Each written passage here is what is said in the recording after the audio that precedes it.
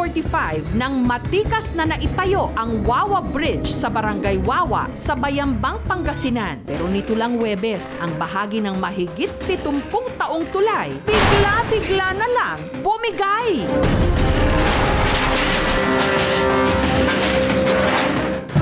Alas 3 ng hapon nito lang Huwebes, nung nakaramdam ng malakas na pagyanig ang tricycle driver na si Giovanni. Nandun ako sa taas ng paradahan nung bigla ngang kumalabog na parang nagtitipak ang mga bato para bang dumadagundong yung tunog nila. Dahil anumang oras, pakiramdam niya'y bibigay ang tulay, si Giovanni sinubukan pa raw pigilan ang mga truck sa pagtawid. Pero huli na ang lahat. Matapos yumanig ang tulay, sunod na nitong nilamon ang mga tumatawid na sasakyan.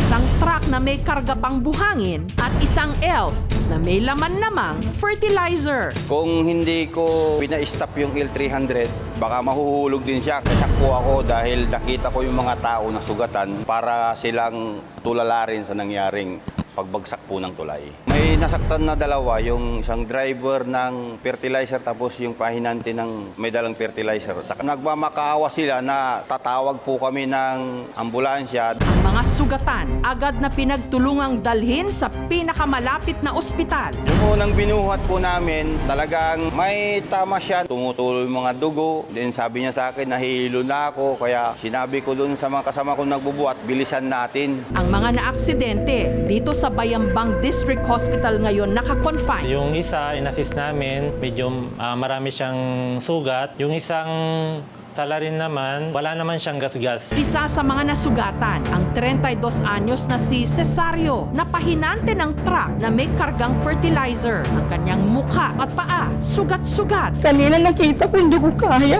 Tirana ko ng diaper pag nawala yung mga anak ko. Pati yung naman niya kanina, umiiyak nung umalis ako. Gusto niyang sumama. Hindi ko kaya. Dahil kasi hindi ko kaya na mawala yung anak ko. Hindi ko kaya. Si Cesario, itinuturing ng ikalawang buhay ang kanyang pagkakaligtas. Panunok ko sa kasalamat makaksamot tan ko nakiday di nakuakamay. Bimangunak ka daraminan. Gusto ko, sir, tulungan naman nila yung anak ko sa financial, sa gamot niya. Sa ngayon, medyo stable naman yung kalagayan niya. So, kailangan natin ipa-cranial CT scan. Pero bakit nga ba bumigay ang tulay?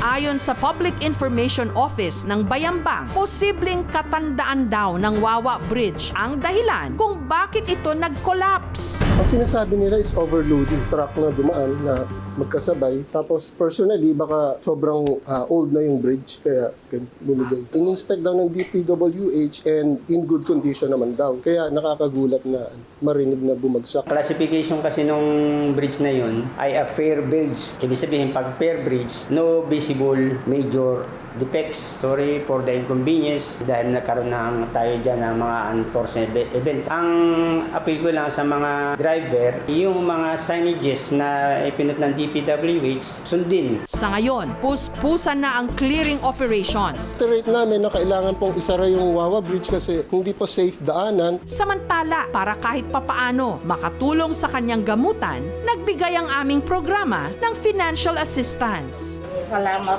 sa Panginoon Diyos sa disikasuho na tumulong sa anak ko na ganito yung anak ko. Humihingi ako ng tulong para maipangbili ako ng gamot. Dapat talaga siguruhin ng mga otoridad ang integridad ng ating mga tulay, gaya ng Wawa Bridge, para sa huli, walang magiging kaawa-awa.